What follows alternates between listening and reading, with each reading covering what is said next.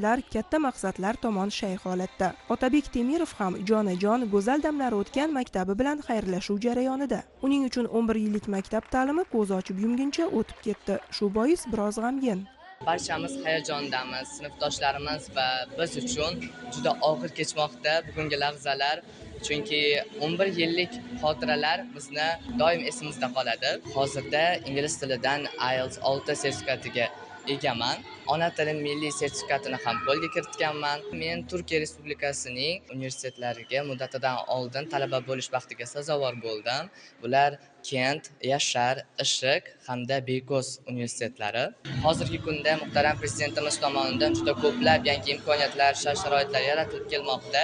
Biz yoshlar uchun biz albatta buni oqlaymiz. Bunday shart-sharoitlar hamda imkoniyatlar yaratib berayotgan avvalambor muhtaram prezidentimizga o'z minnatdorchiligimni bildiraman. Tengdoshlarimga esa men kelajakda omad va ulkan zafarlar tilayman.